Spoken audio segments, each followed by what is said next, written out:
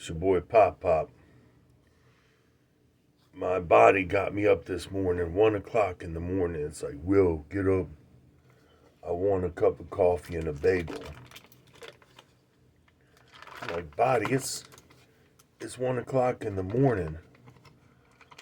My body's like, I don't care. I want a cup of coffee and a bagel. So that's what I'm having is 1 o'clock in the morning, cup of coffee with a bagel. Here you go.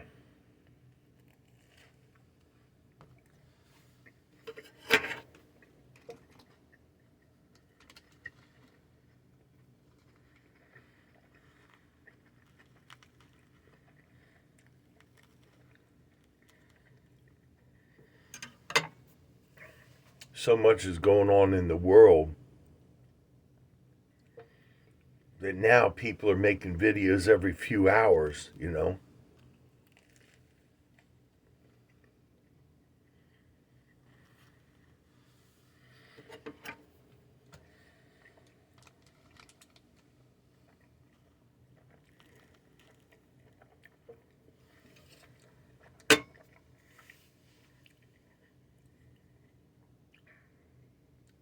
I switched to decaf. It's okay in Justin's Lucky Infuser cup. The infuser lets the coffee sit in the water till it gets strong enough.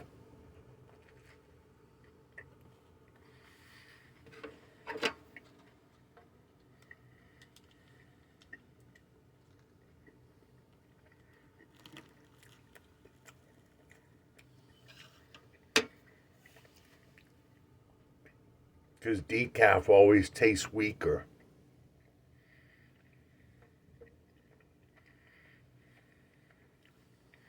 So,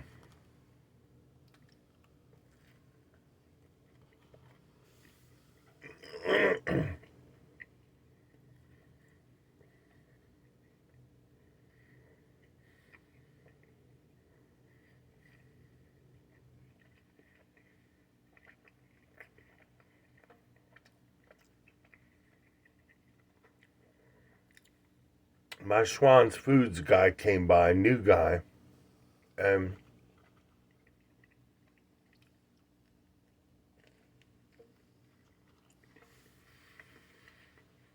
I roll up to the door in my wheelchair.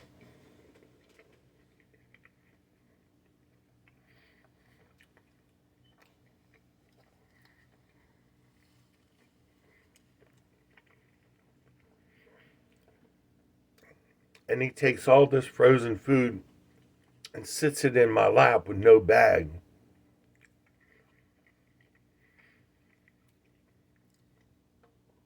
So I'm there holding this frozen food, you know. I'm like, excuse me, how am I supposed to wheel myself back into my room holding this stuff?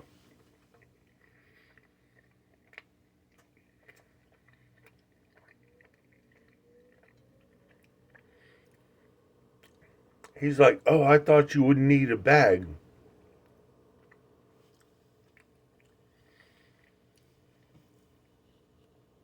I'm like, come on, man. The bear country is getting ready to NUKE us, and you're worried about a bag?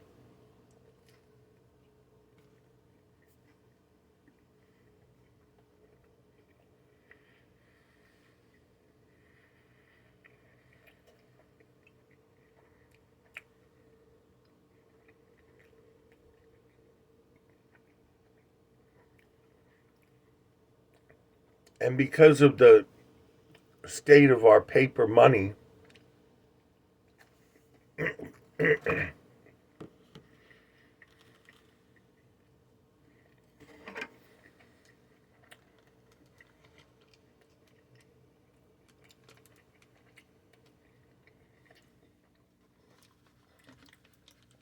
because of the beleaguered state of our paper money,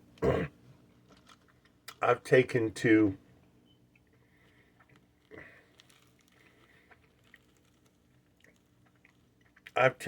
tipping people in silver and gold.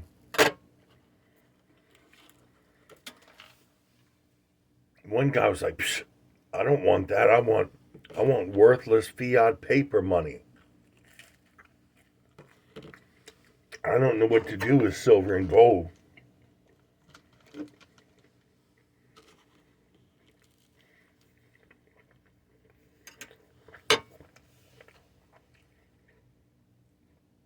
I'm like, fine, if you want worthless fiat paper money, brother, that's what you're going to get.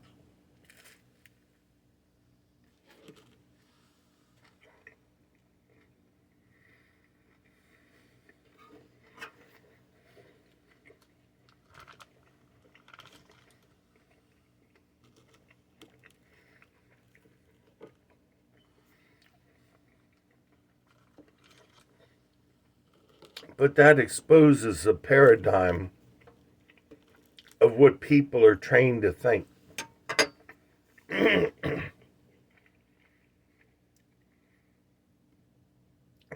People are trained to think worthless paper money, oh, that's good.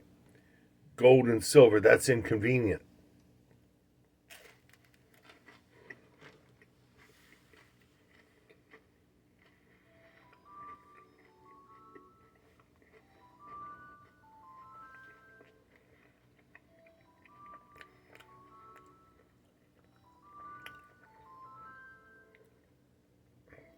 So I gave man Jose a 1 ounce silver Britannia for his tip for the month.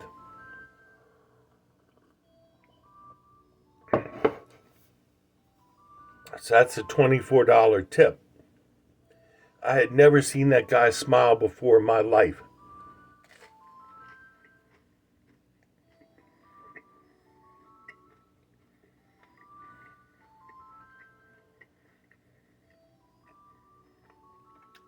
And the Britannia is a gorgeous coin.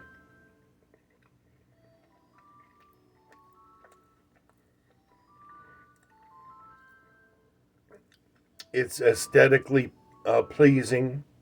It has intrinsic value in and of itself.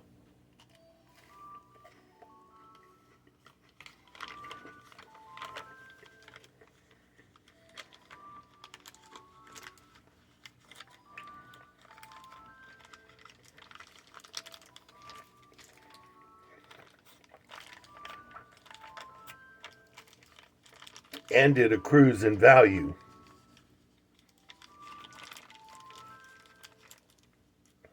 I guarantee you, fam, silver and gold in the months to come are going to go way up.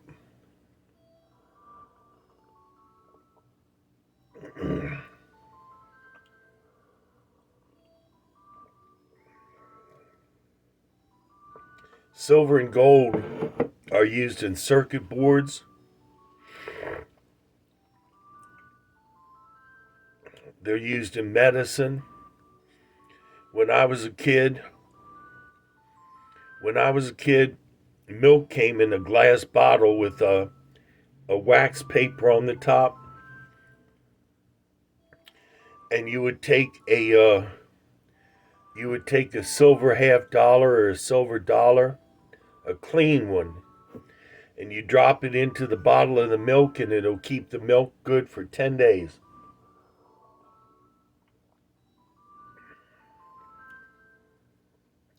But you had to remember to get your silver dollar back out of the bottle before it went back to the milkman.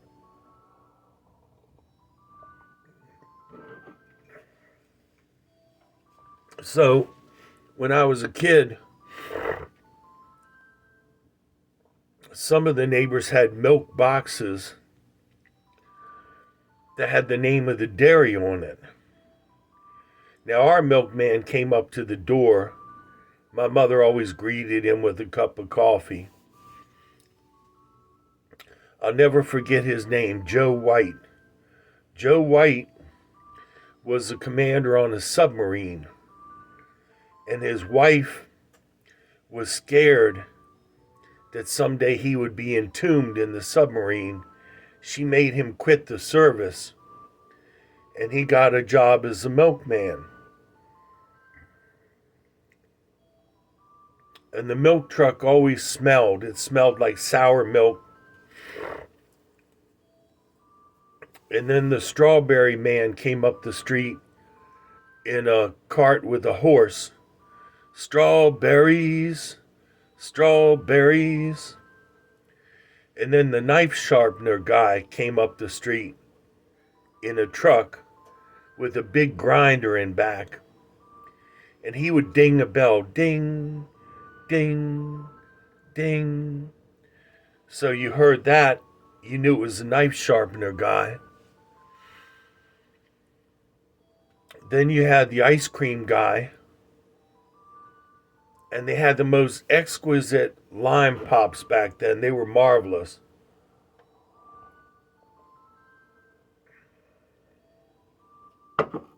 And then you had the cleaners came by in a van. And then eventually all of that stuff faded away. When I was a kid, a refrigerator was called an ice box because some of my neighbors had old ice boxes, and the iceman would come by and walk up the path with ice, with a cube ice, and go into Mrs. Norfleet's house, whatever her name was, Norfleet or whatever. And they put the block of ice in the ice box. And that was how people refrigerated their food with no electricity. And the ice box always had water running underneath of it. Some people would get an ice box and a frog or something would move in under it because of the water. We had a beach house in Delaware that we rented, and it had an outside shower, and it had frogs underneath the board that you stood on to take a shower.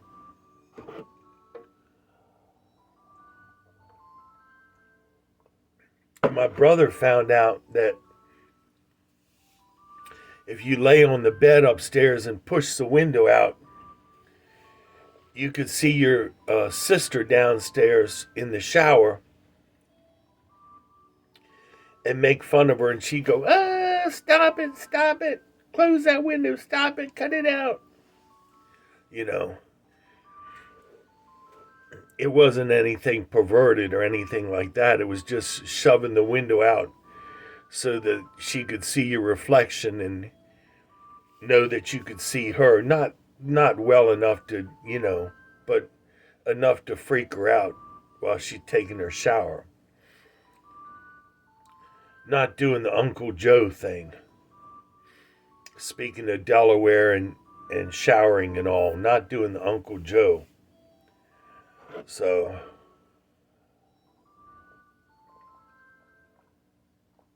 my alarm went off for me to take my medicine. And the wheelchair is starting to hurt, so I got to get back into bed. Pop out. I'll see you later, Lord willing.